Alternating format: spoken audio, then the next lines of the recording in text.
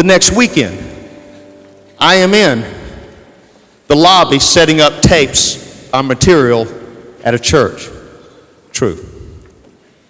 Guy walks in, real meek, college age, and walks into me, says this, "May I ask you a question?"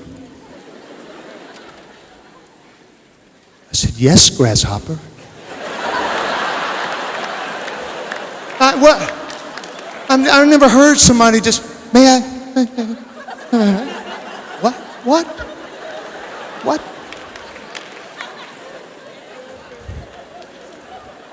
And I said, yeah, go ahead. You can ask me a question.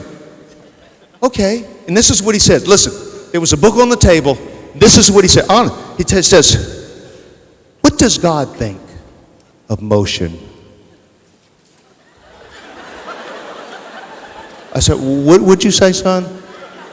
He said, "What does God think of motion?" I said, I'm not following you. What do you mean?" He goes, and he grabs this book. He goes, "Like picking this book up and putting it here. And then picking it back up and putting it here. What does God think of motion?" Oh, Lord, what do you think of motion? Jesus, help me. If I could answer the motion question, I can win this guy. Lord, help me with motion.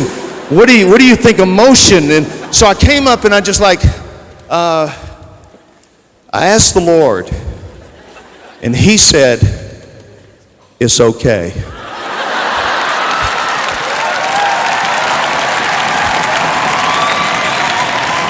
He said it was okay. It's all right.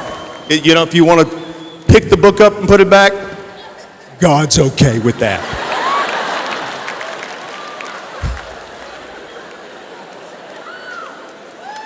"I will leave now." And then he starts walking out. And I just kind of, now watch this. I said this like, hey man, look.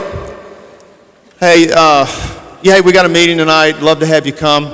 He said, I enjoy talking to you, and now I'm trying. I'm like trying to think of, I got to think of something. And I witnessed to him. I didn't get anywhere, but it was in him leaving. And then I said something, "Hey, man, I'm praying for you. I love you." And he walks out, and he turned and he stopped. He said, "What did you say?" I said, "I'm praying for you." He goes, No. After that. I said, "That I love you."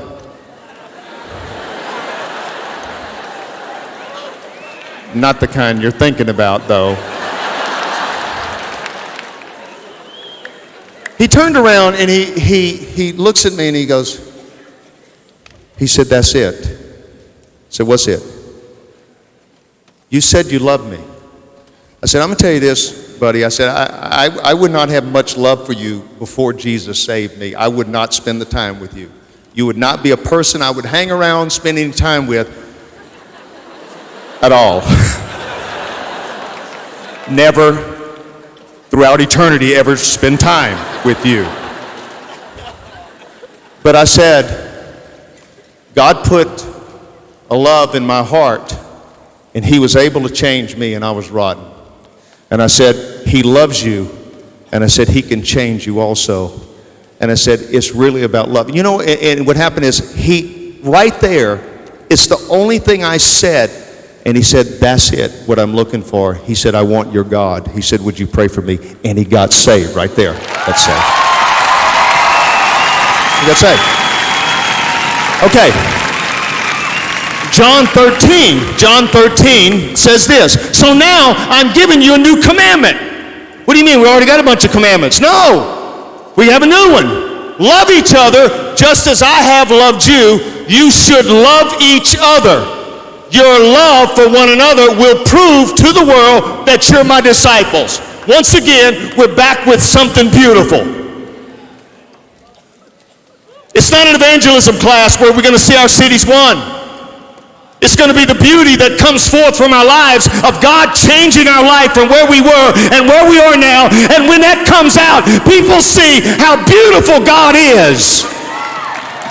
They see us loving them. They see us caring for them. And that's what God is talking about. See, because most people are not reading the revelation that's in this book. They're reading the revelation of God in your life. See, the Gospels of Matthew, Mark, Luke, and John are told by more than a few. But the Gospel most talked about and read is the Gospel according to you.